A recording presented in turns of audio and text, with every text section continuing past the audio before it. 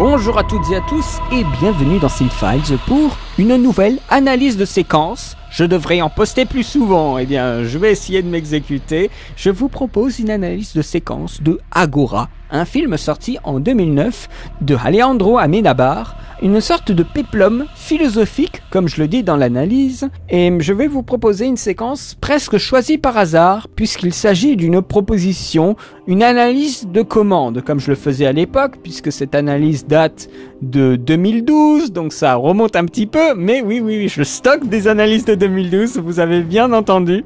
Oui, c'est une analyse, je ne savais pas trop quelle séquence choisir dans le film, alors j'en ai pris presque une au hasard, et il se trouve que j'ai bien fait parce que c'est une séquence très intéressante.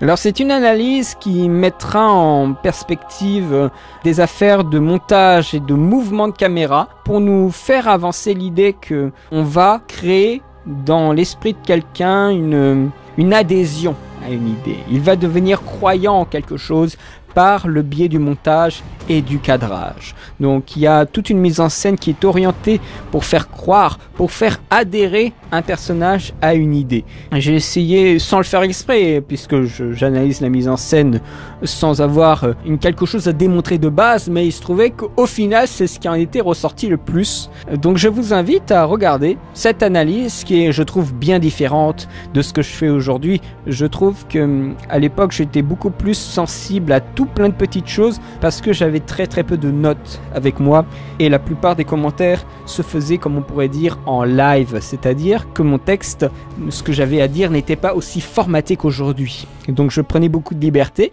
et ça se ressent pas mal dans l'analyse et ça en donne une saveur particulière. Quand je l'ai revu, je trouvais que c'était beaucoup plus libre que maintenant où j'ai un texte beaucoup plus établi pour l'analyse.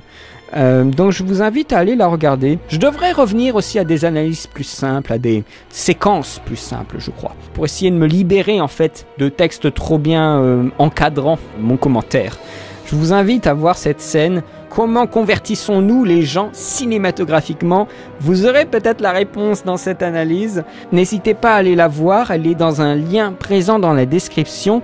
J'insiste particulièrement parce que faut bien penser que, et je l'avais dit plusieurs fois, moi faire des critiques dans l'absolu ça m'intéresse pas. Ce qui m'intéresse c'est beaucoup plus de l'analyse de séquence. Alors ça prend plus de temps et en attendant je faisais au départ, et ça n'a guère changé, je faisais des critiques pour essayer, faut dire ce qui est, de faire de l'appât, d'appâter les gens, pour après les orienter vers de l'analyse de séquence. Éventuellement, peut-être que certains seraient intéressés. N'y voyez aucun snobisme ou condescendance de ma part, c'est juste un moyen pour essayer de mettre en valeur un contenu qui m'intéresse beaucoup plus. Après, en termes de critique, j'ai pu tirer mon épingle du jeu en fournissant un travail complémentaire de recherche et de réflexion qui font que maintenant j'apprécie aussi faire des critiques, mais dans l'absolu c'est pas ce qui m'intéresse le plus.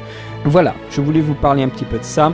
J'espère que cette analyse vous plaira. En attendant la prochaine vidéo, je vous remercie de me suivre, je vous souhaite une très bonne journée et je vous dis à bientôt pour de nouvelles vidéos. Allez, salut!